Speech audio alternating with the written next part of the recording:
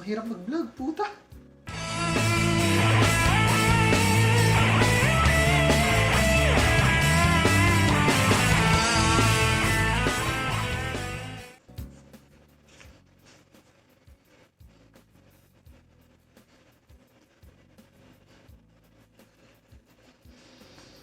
Hello.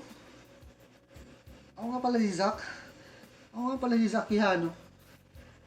Welcome to our channel, the comic channel.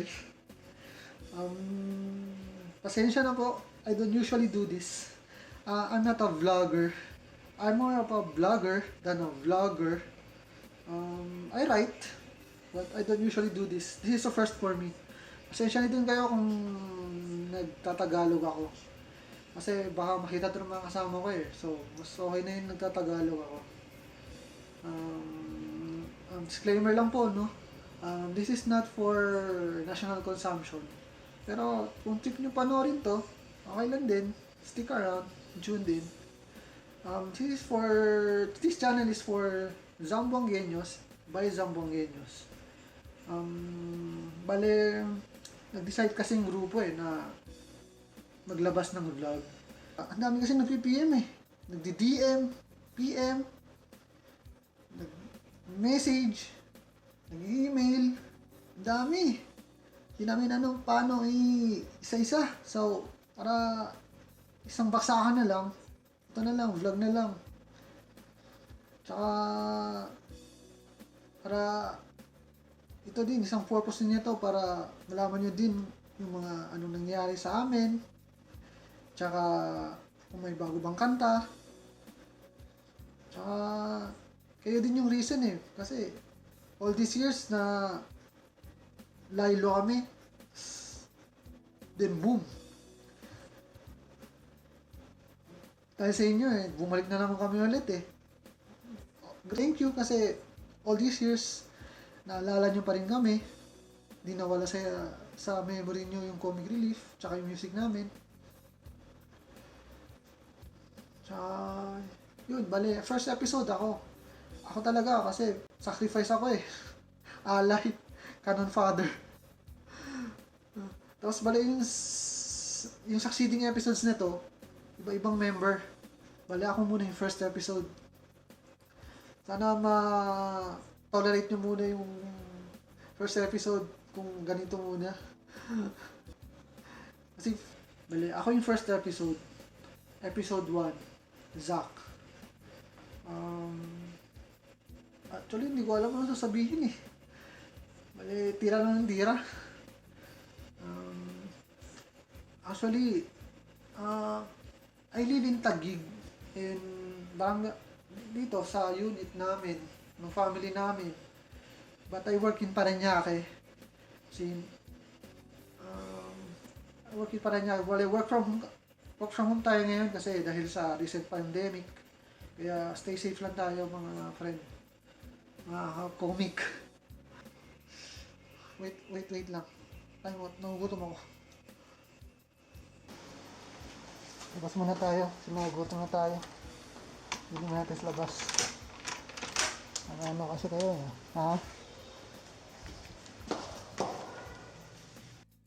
Papunta na tayo. Bibili na tayo. Wait lang. Hindi mo tayo pagkain. Kadong. Look at the hallway, dudes. Nakatawa. Wala akong nakatira sa Grace Residence. Ano tayo? See? See?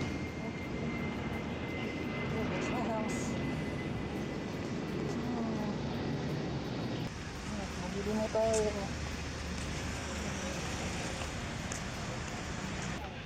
Balik na. Mabili na tayo.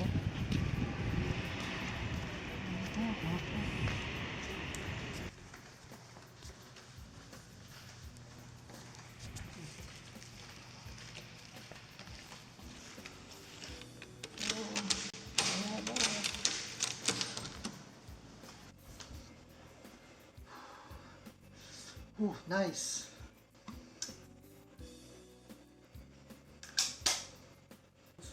Mahirap mag-vlog, puta.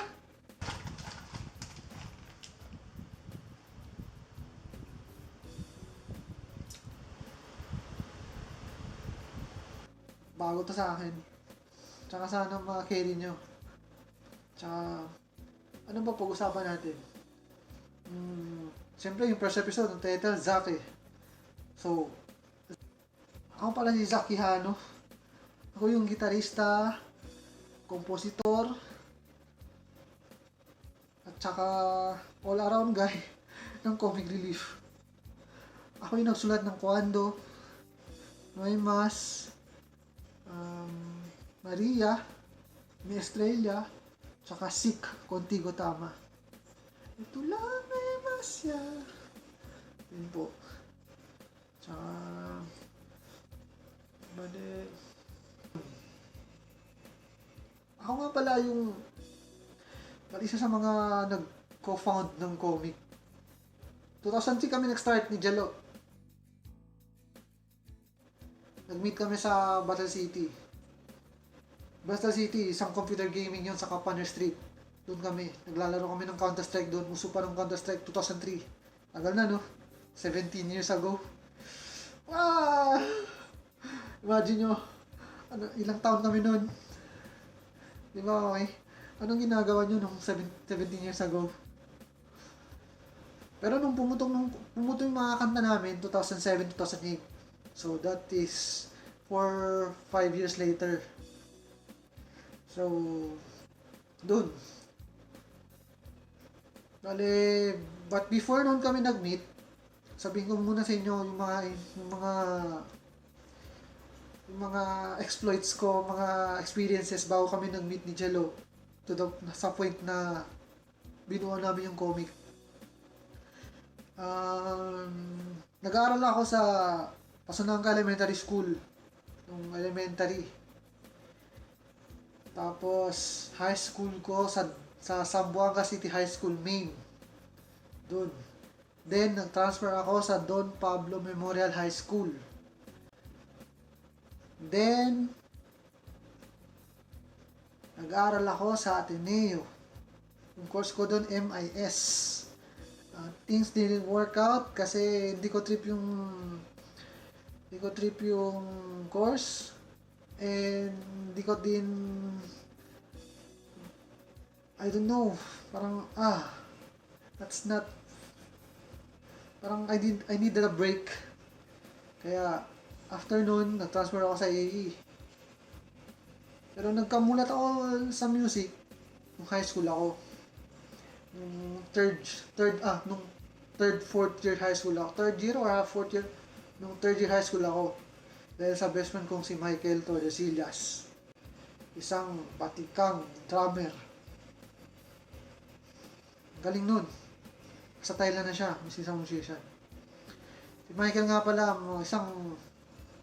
partner in crime ko yun sa games, sa pagkolekta ng cards, sa comics, at siya nag-introduce sa akin sa mundo ng music.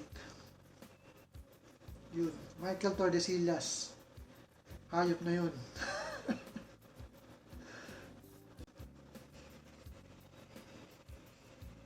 Yung mga influences kasi mostly at Pinoy rock eh. Tsaka Brit rock eh. Yung mga Oasis, Blur. Yung first cassette tape na binili ko is What's the Story, Morning Glory sa Music Box.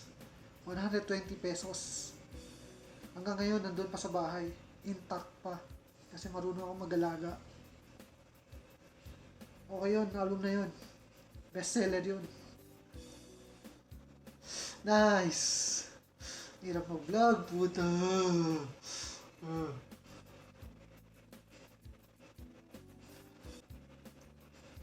Good. Tsaka mga influences ko, Eraserheads, Parokya, True Faith, Mayano, mostly Pinoy rock. Ganun. Tapos pag foreign naman, yun na mga Oasis, Blur, basta 90s. konting hip-hop din.